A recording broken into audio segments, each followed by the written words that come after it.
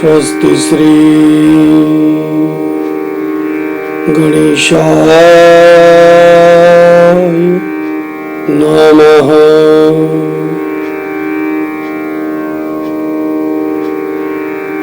श्री सरस्वत्यै नमः। श्री गुरुभ्यो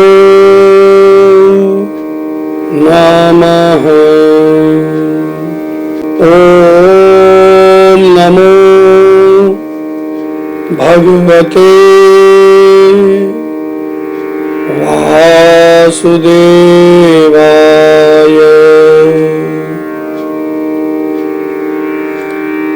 नारायणं नमस्कृत्य नरं चैव नरोत्तमं देवीं सरस्वतीं व्यास ततो जयमुदीरयेत्।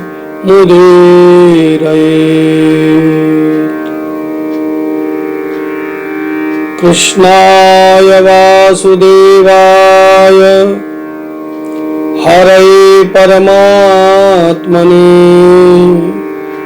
प्रणतक्लेशनाशाय गोविन्दाय नमो नमः। सच्चिदानन्दरूपाय विश्वोत्पत्त्यादिहेतवे तापत्रय विनाशाय श्रीकृष्णाय वयं नमः। बालकृष्णलाल की जय। कार्तिक महात्मा की जय। जय जय श्री राधे। जय जय श्री राधे। जय जय जय जय जय जय श्री राधे श्याम। सभी को जय श्री राम, जय जय श्री राधे। आइए कार्तिक मास महात्म्य के 12वें अध्याय की कथा ध्यान पूर्वक श्रवण करें। इतनी कथा सुनने के बाद महाराज पृथु ने नारद जी से कहा कि आपने कार्तिक महात्म्य, कर्क चतुर्थी, गृहस्थ धर्म के बारे में मुझे बताया, अब तुलसी के महात्म्य की कथा भी मुझे बतलाइए।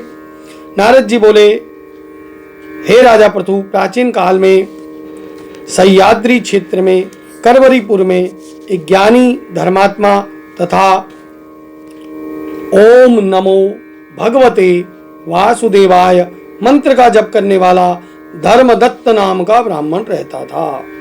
भगवान का 12 अक्षर मंत्र ओम नमो भगवते वासुदेवाय, इसका निरंतर जप किया करता था। वह अतिथियों का आदर सत्कार भी खूब करता था। एक दिन प्रातः काल एक प्रहर रात्रि शेष रहने पर वह ब्राह्मण पूजा की सामग्री लेकर भगवान के मंदिर को जा रहा था।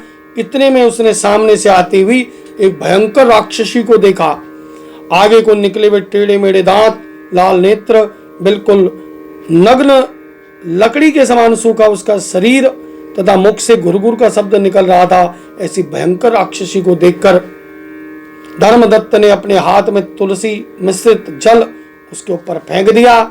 जल से मिश्रित तुलसी दल शरीर पर पड़ते ही उस राक्षसी के समस्त पाप नष्ट हो गए।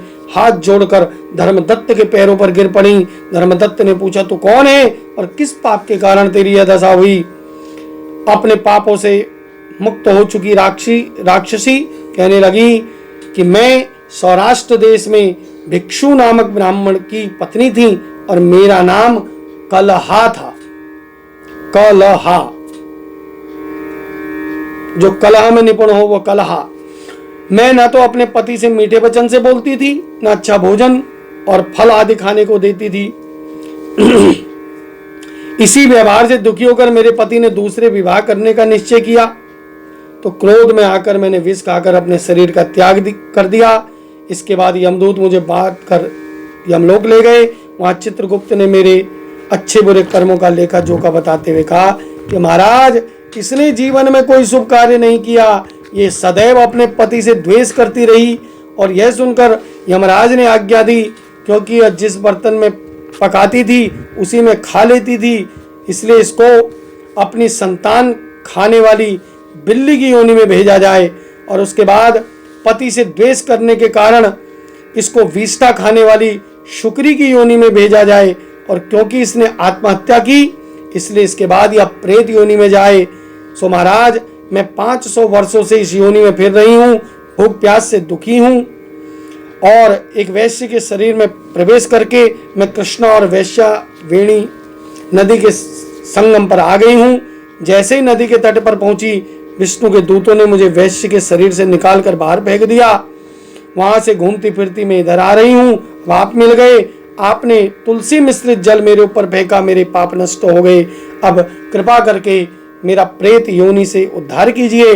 राक्षसी से वृत्तांत सुनकर ईश्वर भक्त ब्राह्मण धर्मदत्त ने कहा कि तुमको देखकर मुझे बड़ा दुख हुआ। मैं जानता हूं तीर्थ व्रत दान आदि सत्कर्म प्रेत योनि में नहीं हो सकते। तुम्हारे पाप अधिक हैं, पुण्य कम है, इसलिए जीवन काल में मैंने जो कार्तिक मास स्नान और व्रत किया है उसका आधा पुण्य मैं तुम्हें प्रदान करता हूं, इससे तुम्हें उत्तम गति प्राप्त होगी। इसके पश्चात ब्राह्मण ने जो ही ओम नमो भगवते वासुदेवाय मंत्र पढ़ते हुए तुलसी मिश्रित जल से उसका अभिषेक किया, वो प्रेत योनि से मुक्त होकर अग्नि के समान दिव्य देह धारण करके लक्ष्मी के समान रूपवती हो गई। और इसके बाद उसने ब्राह्मण को नमस्कार किया। तभी भगवान विष्णु के पुण्यशील और सुशील नामक 2 दूत वहां पर आ गए।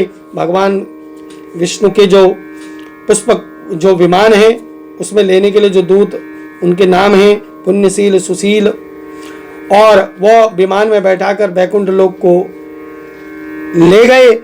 धर्मदत्त ने कहा, तब उन दूतों ने धर्मदत्त से कहा कि हे ब्राह्मण, निरंतर भगवान की भक्ति में लगे रहने के कारण तुम धन्य हो। तुम्हारे द्वारा कार्तिक मास के स्नान और व्रत का आधा पुण्य दिए जाने के कारण ही इसकी मुक्ति हुई है।